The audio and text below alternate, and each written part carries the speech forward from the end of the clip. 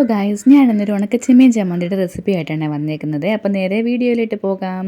അതിനായിട്ട് ഉണക്കച്ചെമ്മീൻ ഞാനിവിടെ കഴുകി എടുത്ത് വെച്ചിട്ടുണ്ട്. അതിൻ്റെ തലയും കളഞ്ഞ് വെച്ചിട്ടുണ്ട്. അല്ലെങ്കിൽ തലയുണ്ടെങ്കിൽ നമുക്ക് ചമ്മന്തി ചെയ്ത് കഴിയുമ്പോഴത്തേക്കും അതിനിടയ്ക്ക് ഇങ്ങനെ കൊമ്പൊക്കെ കാണും. അതുകൊണ്ട് തല ഞാൻ കളഞ്ഞിട്ടെടുത്തിട്ടുണ്ട്. എന്നിട്ട് നമ്മൾ ചീനിച്ചട്ടി വെച്ച് ഒരു തുള്ളി എണ്ണയും കൂടി ഞാൻ ഒഴിച്ചു കൊടുക്കുന്നു കേട്ടോ. സാധാരണ ഇത് ഡ്രൈ റോസ്റ്റ് ചെയ്തിട്ടാണെങ്കിലും ചമ്മന്തി അരയ്ക്കാം. അല്ലാതെ തന്നെ പല രീതിയിലും ചെമ്മീൻ ചമ്മന്തി നമുക്ക് ഉണ്ടാക്കാം കേട്ടോ. ഇപ്പം ഞാൻ ഈ ചെയ്യുന്ന ഒരു രീതിയിൽ ആരെങ്കിലും ചെയ്തിട്ടുണ്ടെങ്കിൽ ഒന്ന് കമൻറ്റ് ചെയ്തേക്കണേ. അല്ലെങ്കിൽ ഇതുപോലെ ഒന്ന് ട്രൈ ചെയ്ത് നോക്കിയിട്ട് അഭിപ്രായം പറയാനും മറക്കരുതേ. അപ്പോഴത്തേക്കും നന്നായിട്ട് നമ്മുടെ കൈയും കൊണ്ട് എടുക്കുമ്പോഴത്തേക്ക് പൊടിഞ്ഞു പോകുന്ന ആ ഒരു രീതിയിലൊന്ന് റോസ്റ്റ് ചെയ്തെടുക്കണേ. അതുപോലെ തന്നെ പല രീതി ചെയ്യുന്നത് എങ്ങനെയാണെന്ന് വെച്ചാൽ, സാധാരണ നമ്മൾ ഉണക്കച്ചെമ്മീൻ ചുമ്മാ കഴുകി വാരിയിട്ട് അതിൻ്റെ കൂടെ തേങ്ങയും ഉള്ളിയും ചുമന്ന മുളകും കരിയാപ്പിലയും ഉപ്പും എല്ലാം കൂടെ ചേർത്തിട്ട് ഒരു ചമ്മന്തി അരയ്ക്കാറുണ്ട്. ഇതിപ്പോൾ ഞാൻ ഇങ്ങനെ ഒന്ന് വാട്ടിയെടുത്തിട്ട് അതിനകത്തോട്ട് ചുമന്ന ഉള്ളിയും കുറച്ച് ഇഞ്ചിയും ഇട്ടിട്ട് ഒന്ന് വാട്ടിയെടുക്കുന്നുണ്ട്. കുറച്ച് കരിയാപ്പിലയും കൂടി ഇട്ടിട്ട് അതിനുശേഷം വേണമെങ്കിൽ ഇതിനകത്ത് തേങ്ങയും കൂടി ഇട്ടിട്ട് മൂപ്പിച്ചെടുക്കുക. അങ്ങനെ പല പല രീതികളിലും ചെയ്യാം കേട്ടോ. ഇപ്പം ഞാൻ വാളംപുളി എടുത്ത് വെച്ചിട്ടുണ്ട്, അരമുറി തേങ്ങയും ചിരണ്ടി വെച്ചിട്ടുണ്ട്. അപ്പോൾ പുളി വേണമെങ്കിൽ ഒഴിവാക്കാം. ഇതിപ്പം പുളി വെച്ചിട്ട് ഞാനും ആദ്യമായിട്ടാണ് കേട്ടോ ചെയ്ത് നോക്കുന്നത്. നല്ല ടേസ്റ്റ് ഉണ്ടായിരുന്നു കേട്ടോ. അപ്പോഴത്തേക്കും അത് ചൂടായി കഴിഞ്ഞപ്പോഴത്തേക്കും നമ്മുടെ പൊടിഞ്ഞു പോകുന്ന രീതിയിലാക്കിയപ്പോഴത്തേക്കും വാങ്ങി വെച്ചിട്ട് തണുക്കാൻ വേണ്ടി മാറ്റി വെച്ചിട്ടുണ്ട്.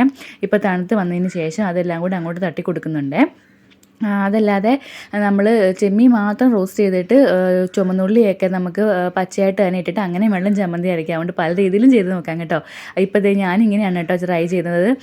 നല്ല ടേസ്റ്റും ആയിരുന്നേ. ഇങ്ങനെയൊന്നും ട്രൈ ചെയ്തിട്ടില്ലാത്ത ആൾക്കാർ ട്രൈ ചെയ്ത് നോക്കണം. എന്നിട്ട് വാളംപുളിയും കൂടി ഇട്ടിട്ട് തേങ്ങയും കൂടി ഇട്ടിട്ട് നമ്മൾ പൾസ് മോഡില്ലേ അങ്ങനെ വെച്ചിട്ട് വേണം ക്രഷ് ചെയ്തെടുക്കാനായിട്ട്. ആവശ്യത്തിനുള്ള ഉപ്പും ചുമന്ന മുളക് ഇല്ലാഞ്ഞത് കൊണ്ടാണ് കേട്ടോ ഞാൻ മുളക് പൊടി ഇടുന്നത്. മുളക് പൊടിയാണ് ഇടുന്നത് ആവശ്യത്തിന് എരിവിന് വേണ്ടിയിട്ട് മാത്രം.